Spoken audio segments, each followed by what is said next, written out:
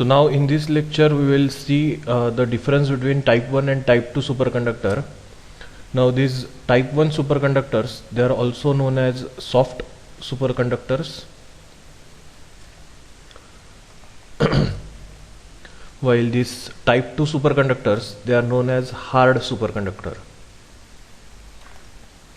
Not because of the fact that they are soft or hard, soft like a sponge or hard like a metal, but this soft superconductor means they can easily lose the superconductivity state when kept in a very small amount of external magnetic field. So they have the low value of critical magnetic field Hc, and hence they lose the phenomena of superconductivity easily. So that is why they are known as soft superconductors. While these type 2 superconductors are also known as hard superconductors because they do not lose the phenomena of superconductivity very easily, and they can sustain a huge amount of external magnetic field, and hence they are known as hard superconductors. Then if you remember this figure for the difference of type 1 and type 2 superconductor, then with this figure you can make the difference between type 1 and type 2 superconductor. At least you can make 2-3 differences between type 1 and type 2 superconductors. So now what is this figure is about? So here if we plot the external magnetic field versus negative magnetization, then in case of type 1 superconductors, as the strength of external magnetic field is increased, this negative magnetization increases initially. So it will not allow, this type 1 superconductor does not allow any magnetic lines of flux to penetrate through it. That is the meaning that this negative magnetization increases, and therefore B is equal to 0 inside the specimen. But if the strength of external magnetic field is reached to that of Hc, that is a critical magnetic field, then this negative magnetization suddenly becomes 0 at some specific external magnetic field that is known as Hc, that is critical magnetic field, and suddenly this type 1 superconductor, it loses its superconducting state. So below Hc it is in the superconducting state, but as soon as the strength of external magnetic field is increased above Hc, it loses its superconducting state and goes to that of normal state. So this is the case that here let us consider a specimen of a superconductor, and whenever I mention here that T is less than Tc, means it is in the superconducting state.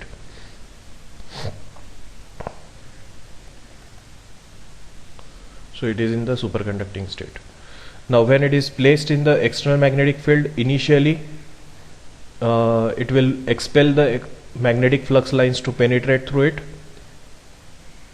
So here these are the magnetic flux lines which are repelled or expelled by the superconductor, and B is equal to 0 inside the specimen up to one particular magnetic field, that is when the strength of external magnetic field, that is H external, is less than Hc, where Hc is the critical magnetic field.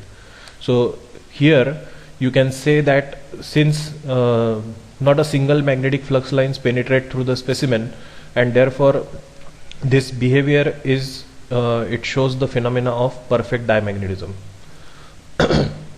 So the phenomena of perfect diamagnetism is followed by the state of superconductivity, and therefore here we can say that Meissner effect is followed, because according to Meissner effect is complete. We can say that Meissner effect is complete because according to Meissner the phenomena of perfect diamagnetism is strongly associated with the phenomena of superconductivity. While in case of type 2 superconductors, we observe that when the type 2 superconductors are placed in external magnetic field and we observe the negative magnetization versus the external magnetic field, then in this case type 2 superconductors, we also observe that initially the negative magnetization increases like type 1 superconductor, and therefore B is equal to 0 inside the specimen up to one particular value of external magnetic field called as HC1, that is critical magnetic field 1. But if you keep on increasing the strength of external magnetic field beyond HC1, then this negative magnetization doesn't suddenly become 0 like this type 1 superconductor, but this negative magnetization it keeps on decreasing exponentially. So यहाँ से ये decrease होना शुरू होगा. This negative magnetization will start decreasing from here, but it will decrease exponentially and not suddenly or abruptly. And finally it will completely become 0 at another level of critical magnetic field known as the critical magnetic field HC2. So here in case of type 2 superconductor there are two critical magnetic fields, and there is a different type of interesting phenomena in case of type 2 superconductors, that here the negative magnetization it doesn't become suddenly 0, but it exponentially decreases. It means that here now the specimen allows the magnetic flux lines to penetrate through it. This is the meaning, and therefore B is not equal to 0 like here. If the negative magnetization increases, it means that B is equal to 0 inside the specimen. If the negative magnetization decreases, it means that it will the material will allow the magnetic flux lines to penetrate through it. So here B is not equal to 0. But the material that is the type 2 superconductor, it still remains or retains its superconducting state. So here it remains in the superconducting state, as well as it allows the magnetic flux lines to penetrate through it, that is B is not equal to 0, and therefore it is in a mixed state. So here between HC1 to HC2, that is between the two critical magnetic fields, the type 2 superconductor, it remains in the mixed state, which is also known as vortex state. It remains in the mixed state, which is also known as vortex state. So here in case of type 2 superconductors, we observe that up to HC1, that is critical magnetic field 1, the Meissner effect is complete. Here the Meissner effect is complete up to HC1. But between HC1 and HC2, as it allows the magnetic flux lines to penetrate through it, that is B is not equal to 0 inside the specimen, and still it remains in the superconducting state. It means that type 2 superconductor, it contradicts with the Meissner effect. So for this mixed state or vortex states, the Meissner effect is not observed, or the Meissner effect is not followed. So Meissner effect is not complete, or you may say that Meissner effect is incomplete for the region between HC1 and HC2, because Meissner says that whenever there is superconductivity, then there should be phenomena of perfect diamagnetism. So what happens in case of type 2 superconductor is when the temperature of specimen is below its critical temperature Tc, then in this case initially it expels the magnetic flux lines to penetrate through the specimen, that is B is equal to 0 inside the specimen till the external magnetic field, that is H external, is below critical magnetic field 1, that is HC1. But if you keep on increasing the strength of external magnetic field, and if the strength of external magnetic field, that is H external, is greater than HC1, that is critical magnetic field 1, then initially the magnetic flux lines will start penetrating through the boundary of the specimen. So initially it will start penetrating through the boundary of the specimen, and then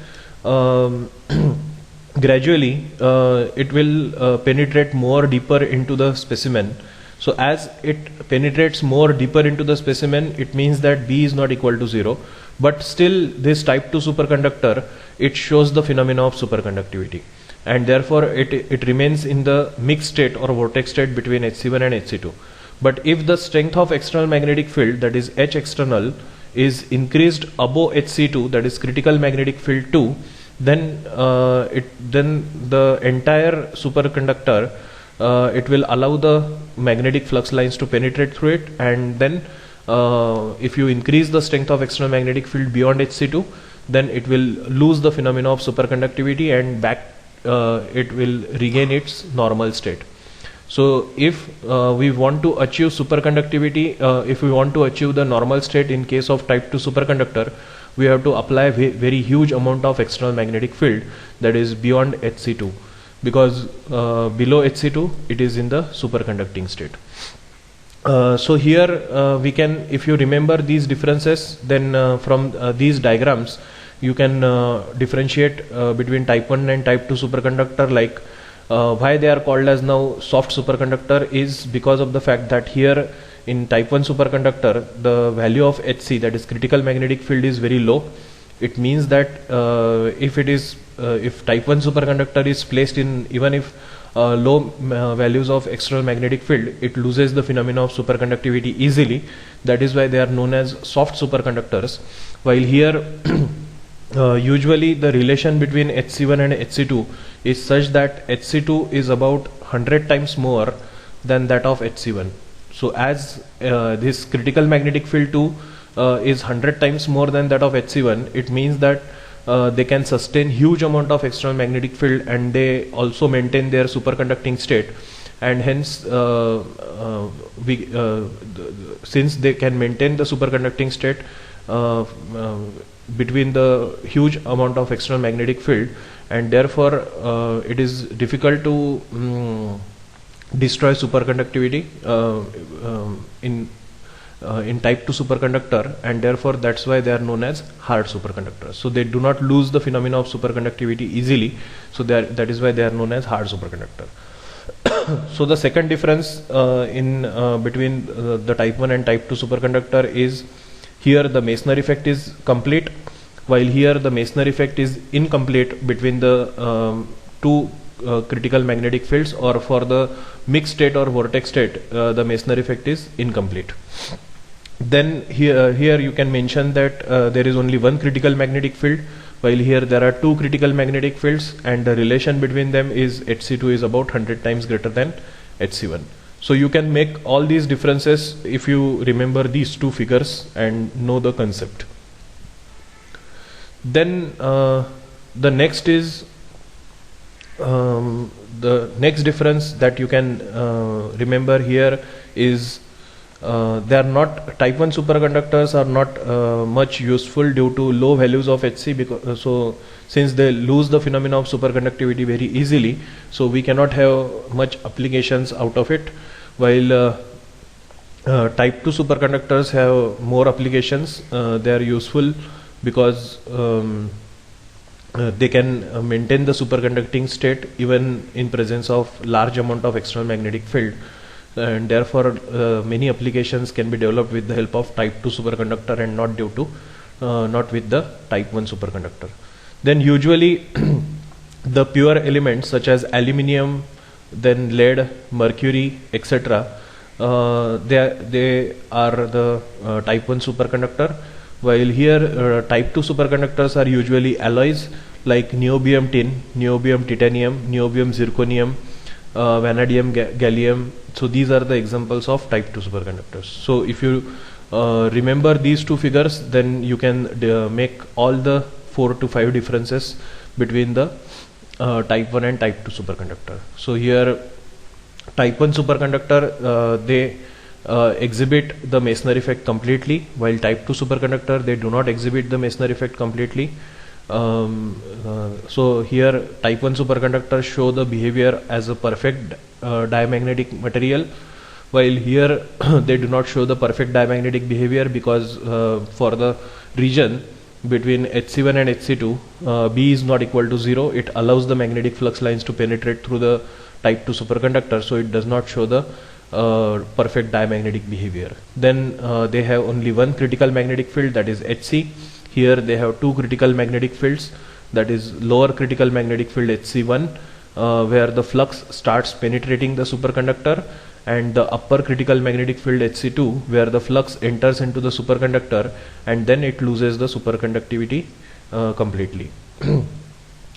So the material loses magnetization abruptly here. So this negative magnetization suddenly becomes 0 at Hc, so it loses negative magnetization abruptly, while here the material, it loses the magnetization gradually. So here gradually and exponential decrease of negative magnetization happens. Then they are known as soft superconductors and they are known as hard superconductors, and here we have discussed this. So this is about the difference between type 1 and type 2 superconductor. So if you remember these differences, then you can easily get 2-3 questions, MCQ questions on this topic, that is difference between the type 1 and type 2 superconductor. So this difference is important.